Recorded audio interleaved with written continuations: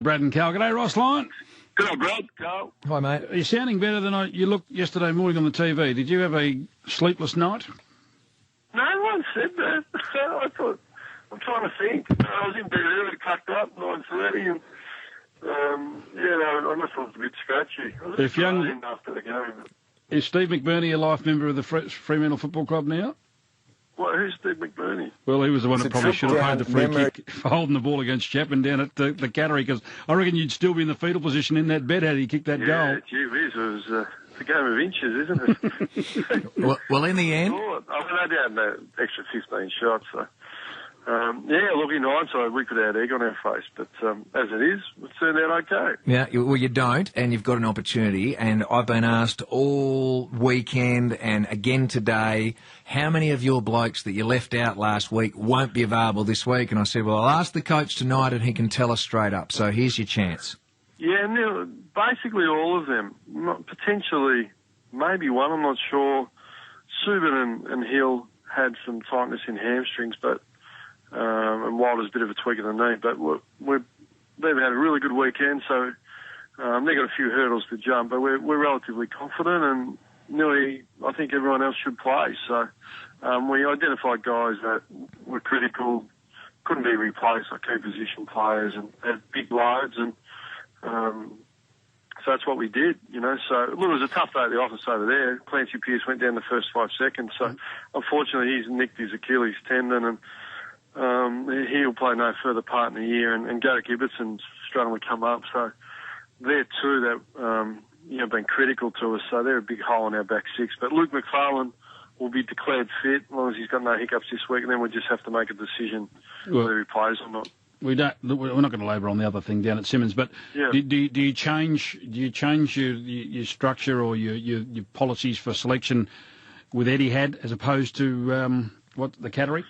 No, I've never picked a team based on the ground. I mean, probably the last one at Etihad, we went with a running defender on their third tall forward, like it was Watson Duffield. That was the only change where I've sort of done that. But no, we'll pick our best team and go down and give it a real shake, So Geelong are going to have to deal with our pressure. I think they're going to.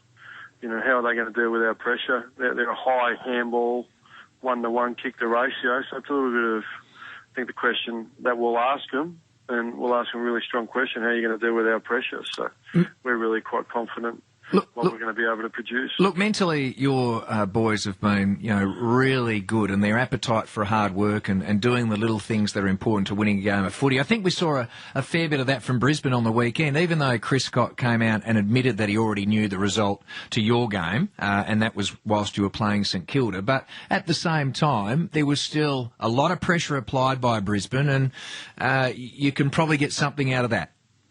Look, I haven't had a good look at it yet. I mean, round 22 is a unique beast because players, the mental demons to not get hurt and then try and go hard. So it is a battle when you can't improve much. So, I won't worry about too much how Brisbane played. We'll play our style. We've been building ourselves for finals for, my period, the last 18 months. So we know it stands up. It stood up last year.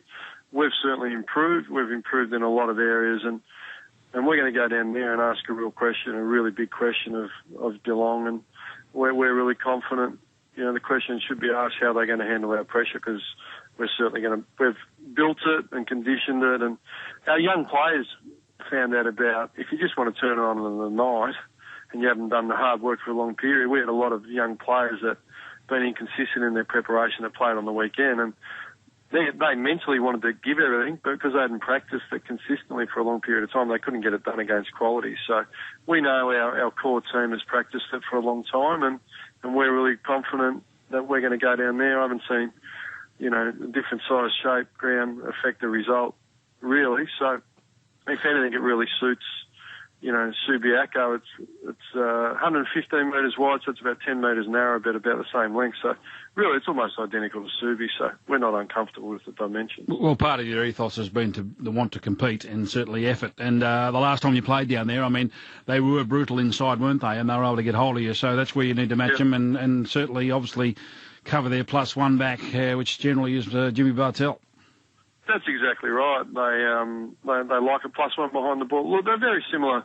Kenny Hinkley set up Port Adelaide almost identically, to be frank. So just different personnel. So there's some things we did in the Port Adelaide game that we trialled and worked quite well. So we'll look to implement them. But look, it's a bigger challenge. There's no doubt about that. But we're no slouches, so I'm really confident in the 22 we'll take down there. You're pleased with the support? I mean, you've had certainly many from all parts of the country in what's happened over the last few days come out and scream nice and loud for Fremantle, which is a nice show of support, I reckon. Yeah, it is. I think the footy purists, for me personally, I had to move on quickly. I was probably taken aback and surprised.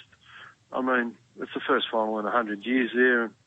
And early in the year, I think their media manager came out on July 17 and said there won't be any final there because it's a regional venue and the facilities aren't there. But the AFL seemed fit to change. So as leader of the football club and the players, after they shook it out, we're really looking forward to the contest. And the opportunity to win a premiership really beckons for us. We've earned a double chance and we need to go down, and we're going down to win. We're going down to put our best foot forward and create an opportunity for the Fremantle Football Club. So, the politics and decisions and backroom dealings of football, as a football coach, doesn't interest me, and it can certainly disillusion you if you get involved. So I just focus on coaching and looking after and leading our players. I believe you've been able to organise a charter flight into Avalon, which is a little bit of a help.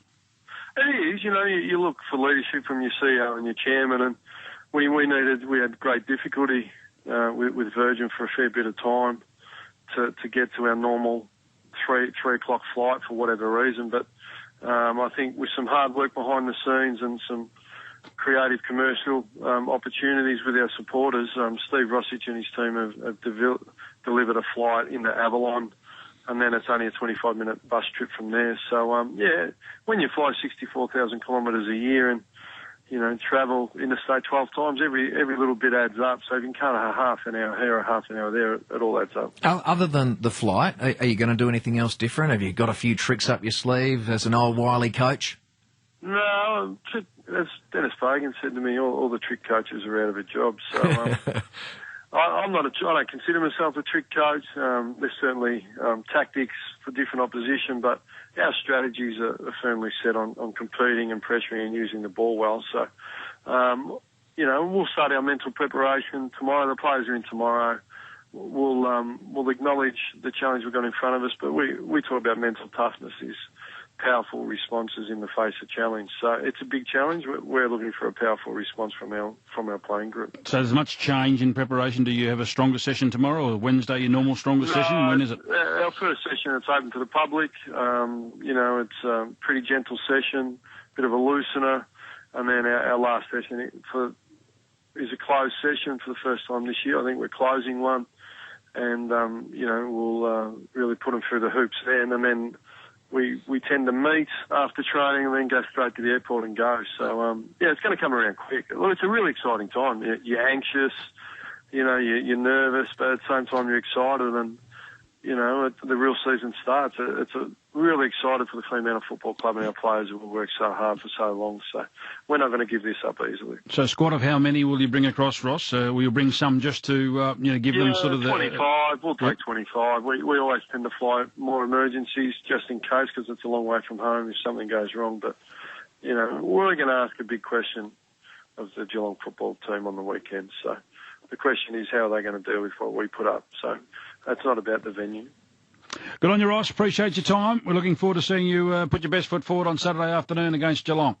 Thanks, Brad. Thanks, Carl. Appreciate your support. See you. Ross Lyon there, the coach of Hope the they smash them, Barney. Hope they absolutely smash them. Now the opportunity to match them. There's no doubt. The news is that I believe is that Daniel Kerr has